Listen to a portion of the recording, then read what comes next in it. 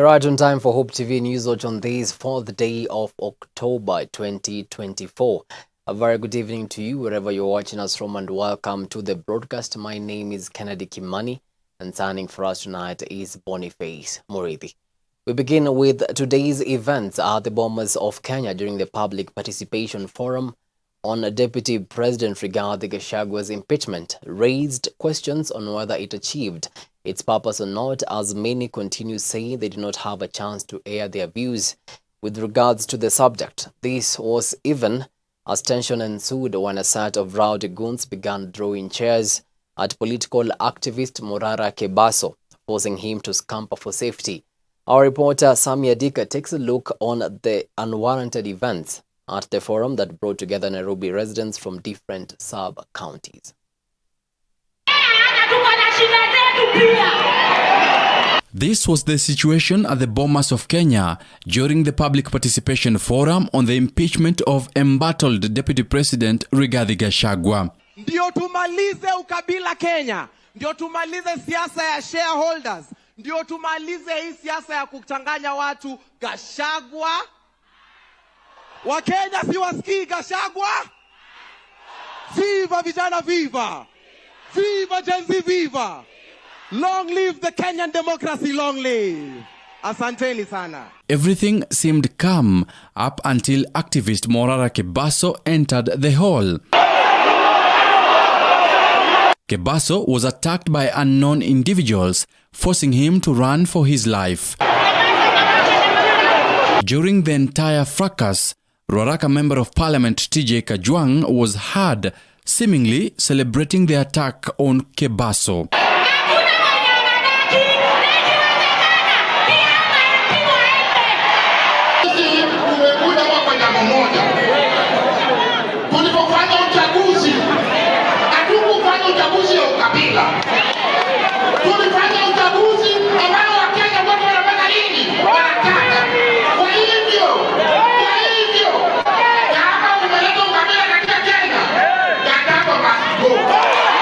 Kajwang's sentiments now raising questions of whether the attack on Morara Kebaso was orchestrated by his critics.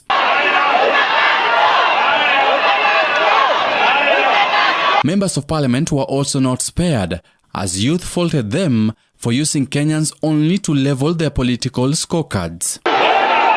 Today's events have openly indicated that the country's political landscape is taking a different turn, as many came out to voice their discontent with elected leaders and issues they say are misplaced priorities. For Newswatch, I'm Sami Adika. Thank you so much, Adika, for that report. Meanwhile, Kenyans in different counties today turned out to take part in the public participation exercise to impeach Deputy President Rigathi Gachagua from office. The national public participation exercise was, however, interrupted in some places as drama ensued. And as Alice Diana reports, the National Assembly has announced an extension of the public participation exercise to Saturday following a directive from the High Court in Kerugoya, Kirinyaga County, directing Parliament to organize public participation in every constituency across the country.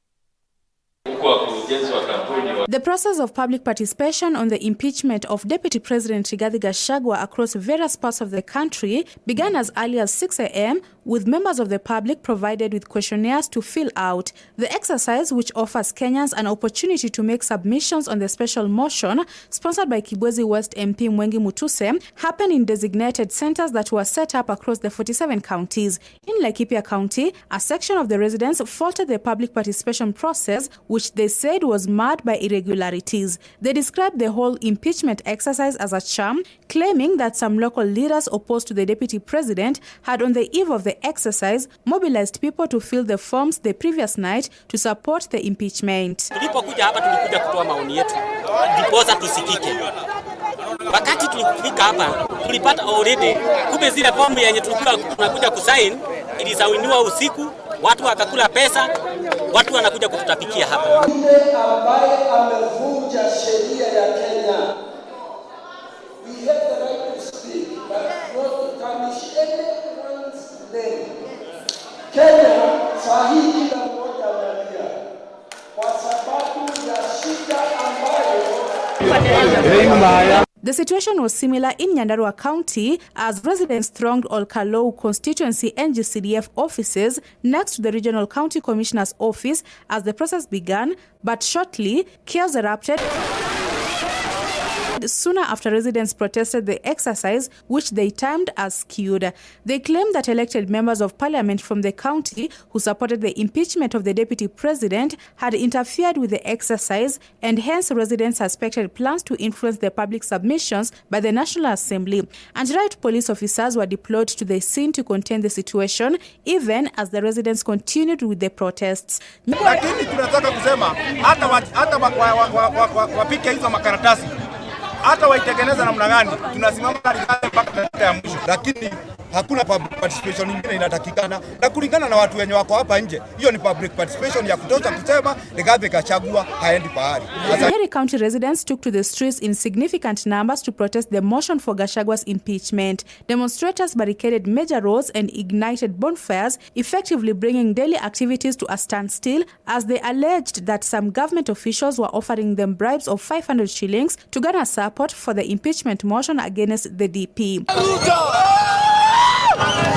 There was a low turnout in the public participation exercise to impeach Deputy President Rigathi Gachagua at Mtela Hall in Kapenguria Town, West Pokot County. Residents who arrived expressed mixed reactions. Yote ile imesemwa, tumejaribu kusoma tukaona kwamba yeye aende apumzike nyumbani kidogo, awachie president afanye kazi. It is just undermining the president and is undermining the office of the president. Lakini Deputy President akiamuka asubuhi Mount Kenya, saa 7 Mount Kenya, jioni Mount Kenya. Anasema hata akipata nafasi ya kuajiri watu ni watu ya Mount Kenya. So sisi kama wakaaji wa Pokot tunasema inakaa tulifanya makosa. Wito wangu ni kwamba binadamu ukosea, na kikosea anaketishwa adhibitishwe kwa yale mambo ambayo alifanya. Some leaders in Narok County opposed the public participation process on the impeachment motion of the deputy president, saying the members of the public were not allowed to air out their views. Na makaratasi hapo nje inaandikwa, wanaambiwa andika jina lako, ID yako na mahali umetoka, na wanafinyiliwa kusign. Kama hujui kusign wanaweka kindole. Mimi mwenyewe na hakukuwa na form katika mahala pale. Niliona mimi hapo kuna ukora unatumika, kwa sababu mtu alikuwa anastahili kwenda katika ballot direct, lakini wanapitia jina kufanya watu wa sign ili waende wavoji zile signature. Even jana nilikuwa naona hata president akiwa huko sijui Kericho, some place huko, alikuwa naongea lugha ya mama. And there is absolutely nothing wrong with anybody speaking mother tongue. Sisi kwanza tunahofia kwamba mother tongue is disappearing, and we need to use it even more because we are culturalists, some of us. And residents of Bungoma County expressed mixed reactions on the impeachment motion against DP Gachagua. Mtu wa kwanza ambaye angelifaa kujiweka katika orodha ya kutimuliwa ni Mheshimiwa Rais Ruto mwenyewe. Jinsi amepanga serikali. Wanaposema Gachagua ni mfisadi, Gachagua ni mkabila, basi Ruto ni mkabila kuliko mtu yote Kenya. Mapia nikiongelea kuhusu ubanduzi wa naibu wa rais, I know it's their script, they know what's going to happen, na hata opinion yangu sahi haimata. Mimi chenye najua ni kama rais anabandua naibu wake, aanguke nayo. That even right now as we are sitting, we have no trust with our parliament.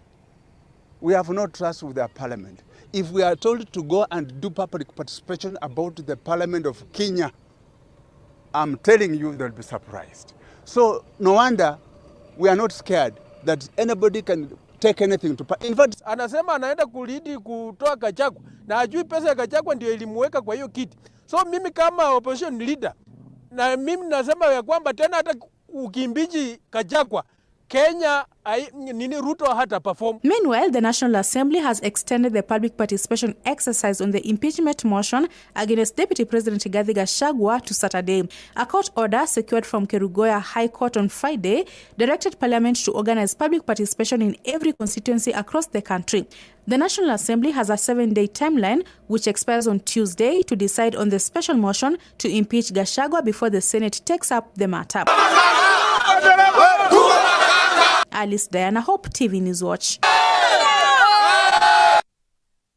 Thank you so much, Alice, for that report. Still at it on the section of Mount Kenya MPs who initially supported Deputy President Rigathi Gachagwa's impeachment motion have now changed their mind and withdrawn support for the ouster attempt. Tetu Member of Parliament Geoffrey Wandeto, Kieni MP Njoroge Wainaina, Nyeri Women Rep Rehab Mukami have stated that they will not continue with the efforts to oust DP Gachagua. Our reporter Dolly Muregi with more on this. The nationwide public participation exercise on the impeachment of Deputy President Rigathi Gachagua was conducted today ahead of the Tuesday voting to oust the DP. A section of the MPs from the Mount Kenya region who had initially supported the motion to impeach Deputy President Rigathi Gachagua from office have now changed their stance. The leaders have vowed to vote a no come on Tuesday next week. Tetu MP Geoffrey Wandeto said he changed his mind after the electorate directed him to do so. So on Tuesday, myself, as Geoffrey Wandeto, Member of Parliament for Tetu, I will be voting no.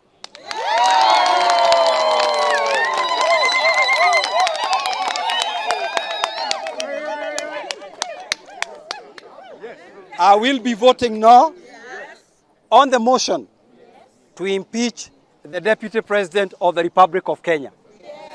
And whatever issues we have with the Deputy President, we feel those issues are issues that people can sit down and they can be resolved. We do not see anything. We do not see anything that cannot be resolved through dialogue and discussions. On a part, Nyeri Women Rep Rehab Mukami said after reading the motion on Gachagwa's ouster, she realized that he and his boss President William Ruto could solve the issues amicably. Nimeshinda the whole day nikisikiza ground na watu wa Nyeri wamesema Deputy President hawataki atolewe. Na unajua ile kitu ninasema, unajua huyo ni mtoto wetu, na mimi nikiwa mama county nimesema watoto hata wakikosana wakae chini wajadiliane kwa sababu Kenya ni kubwa kuliko sisi wote. Yes. Ndio tuhakikishe ile kazi tunataka tufanyiwe itaendelea. Parliament Njoroge Wainaina is also not left behind and state that is now dancing to a different tune.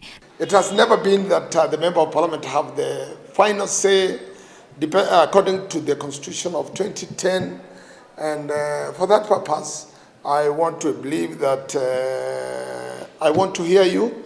And what you'll hear me, or I hear from you, is what I'll take to the Parliament. The three had already signed the motion supporting Gachagwa's impeachment, which was tabled before the National Assembly on Tuesday. However, other MPs from the Deputy President's stronghold who still support the motion are Eric Wamombi from Madeira, Wambugwa Naina from Othaya, Duncan Mathenge from Nyeri Town. Gachagua is now facing 11 impeachment grounds, among them inflammatory and insightful utterances undermining national unity, contradicting the president on critical matters, public attacks on judges, and gross violation of the Constitution. The move signals a widening rift between Gachagua and President William Ruto, indicating that their previously strong partnership has now fallen apart. Dolly Murigi for Hope TV. Thank you so much, Dolly, for that report. Away from that, and the Council of Governors now want the National Treasury to form a new directorate that will solely oversee matters devolution and its finances, accusing offices of prioritizing matters at the national level and only turning to deal with county matters when governors raise an alarm.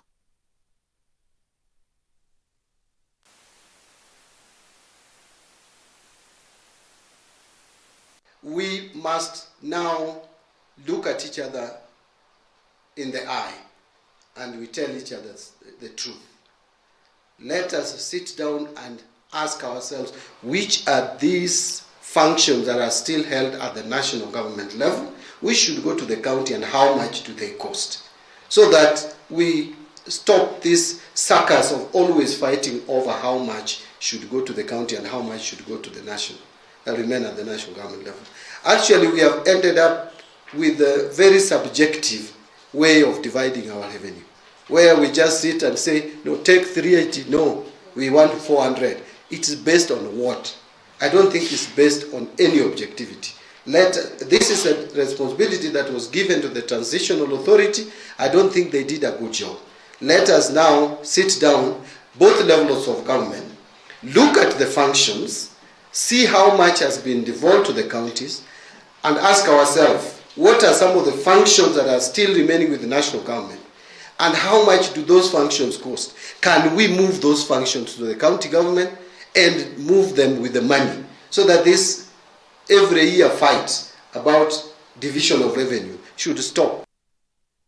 Moving on swiftly, and a devastated family in Sigor, West Pokot County is seeking answers after their kin died in police custody at Sigor police station in unclear circumstances on Wednesday.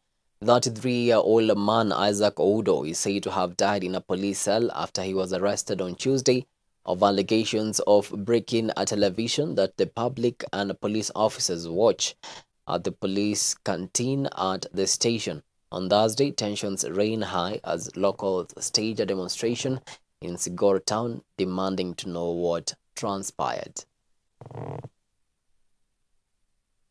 Mwenye ameaga ni ndugu yangu ananifuata, na kama familia sisi tumesikitishwa sana kwa hii kifo ya ndugu yetu, na hatukuwa tunatarajia kwamba mtu anaenda kwa cell pale cell alafu anapata ile kifo kwa cell. Alafu tena kuna kitu kingine ambacho imetusikitisha zaidi tena pale kwa cell, kwa sababu niliingia pale kwa cell jana jioni saa 10, nikapata ya kwamba kuna viatu yake karibu na reception, alafu kuna mshipi pale kwa reception. Kuangalia tena pale ndani nikamwona amehangiwa na kamba. Nikamuuliza officer, hii kamba wamemhang nayo ni ya nini? Wakasema hii kamba ni mshipi yake. Nikashangaa sana sababu mtu gani ama mtu yupi yule anaweza kuwa na mshipi ngapi? Mshipi 2. Nilishangazwa sana kwa sababu niliona mshipi mwingine iko pale karibu na reception na viatu. Watu wote wanakimbilia usalama wao kwa polisi. Hawa ndio wanatakikana kusaidia watu, ni mtumishi kwa wote. Lakini ikipatikana ya kwamba mtu amepatikana kama amekufa akiwa cell, hiyo ni jambo ambalo ni vizuri agencies yote, watu wote waweze kuchunguza, agencies zote wachunguze mpaka haki itendeke na ijulikane ni kwa nini jambo kama hilo liliweza kutendeka. Nataka kusema ya kwamba kuna makosa ambayo ilifanyika. Ya kwanza, kama hawa askari, hii ni kituo ya askari ya sub-county hii, ule OCPD, deputy OCPD, OCS, wale ambao walikuwa katika duty, inatakikana wafanye kazi kwa mujibu wa sheria. Kama walikuwa wameshika mtu juzi jioni, mbona hawakumpeleka jana kotini? Now, as Kenya joins the rest of the world to mark the International Day of the Girl Child on the 11th of October this year, the Door Christian Fellowship Church in Kibera, Nairobi is mobilizing girls from various schools in Kibera and the neighboring Dagoretti to celebrate them. According to the coordinator, Duncan Kegode, the church plans to donate various items including sanitary towels to more than 800 girls on the very day as a way of impacting their lives and keeping them in school. We as a church, we have been advocating on different platforms in our society. We have been running programs aiming at the youths, aiming at girls and even boys. In this regard, on 11th of October, coming Friday, we are organizing an event with a capacity of 1,000 girls, all of them ranging from Kibera slums and some of the girls coming from Ngando village in Dagoretti South. And the aim of this event is to give a hope to our young girls, is to promise a future to our young girls. We are aiming to preach to them. We are aiming to state to them that they are still acceptable in the world of today. We are running against time. We are pushing against obstacles. But we believe the society of today, we as a church, we as the salt and the light of this world, we can still make our girls shine. In this regard, on 11th of October, we are staging this particular event. And our aim is to reach the girl, is to tell her she's still on the Lord's side. The Lord loves her so much. During this event, we shall give them a care pack, ranging from soap, different other things, and mainly sanitary towels. This is to make sure that our girls, our young sisters, our daughters, our own, our very own the body of Christ are able to shine, to get a courage to face tomorrow. All of us, we are aware that the world we are living in, our young girls are facing a difficult challenge, accessing a sanitary towel, accessing help during her menstrual period. And this particular platform that we are offering, it's there to give them a hope. Well, it is exactly 22 minutes past the top of the hour. Time now for a short break, but immediately after, I'll be back with the business and the sports news. Stick around.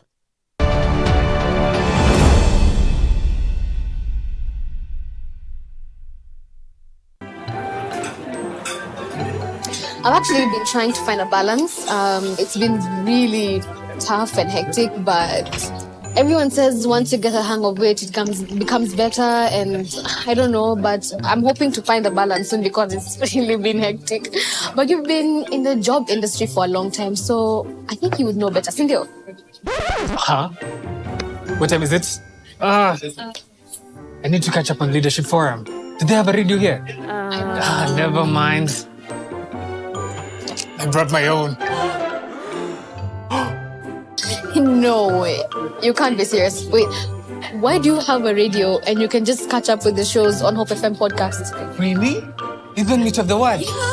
I mean, you can find them on whatever platform, name it. AfriPods, Google Podcasts, Apple Podcasts, Spotify, you name it. But I'm not subscribed on any of them. So no worries. You can just check out the latest episodes on hopemediakenya.org. You can now listen to select Hope FM programs on your favorite podcast streaming platform or directly on our website, www.hopemediakenya.org. Listen and live.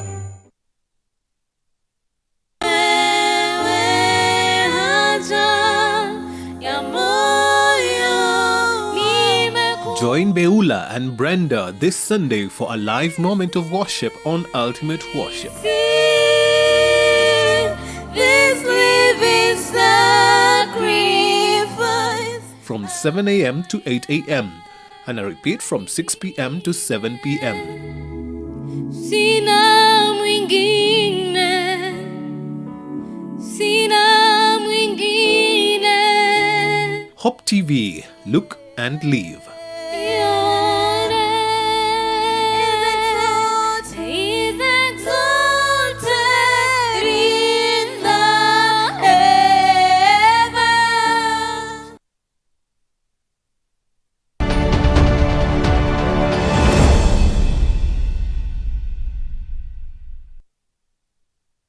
Welcome back. You're watching Hope TV News Watch. Now let's get down to business and Safaricom through its youth platform Safaricom Hook has today officially kicked off a nationwide series of upskilling boot camps dubbed the Safaricom Hook Circle, aimed at empowering young people around three pillars which are in technology, careers and culture.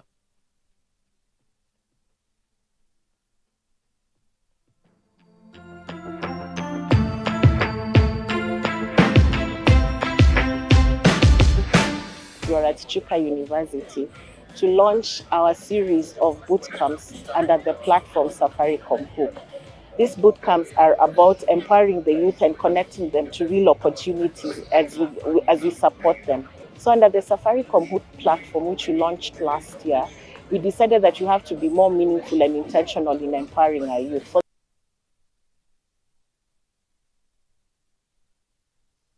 And to some sporting action now, I beg your pardon, as the Football Kenya Federation gears up for the 2024 elections. Clubs and delegates have begun submitting petitions to the Electoral Board with the deadline for the appeals set for Saturday this week. The Appeals Committee will begin hearings from Monday to Wednesday next week, after which the final list of eligible clubs and delegates will be published on Thursday the same week.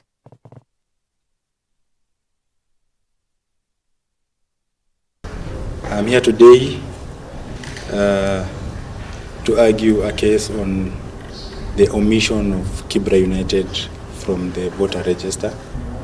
Personally, I was handled well, and I'm happy about it. And I believe I'll be sorted in due course. I visited the electoral board today. There were some issues and complaints which were raised by my opponents who are also vying for the same seat, and have been welcomed by the board. By the time I entered, I have not even taken more than 20 minutes. They have sorted out with the board, and eventually the complaints have been settled, and I'm also satisfied by how they are handling the aspirants. Now, the junior starlets have had their first training session in the Dominican Republic ahead of the FIFA Under-17 Women's World Cup competition scheduled to begin on the 16th of October 2024. The team will have their final friendly against the host nation, Dominican Republic, on the 8th of October at 5 p.m. East African time. Ilikuwa poa cause ilitupea moral.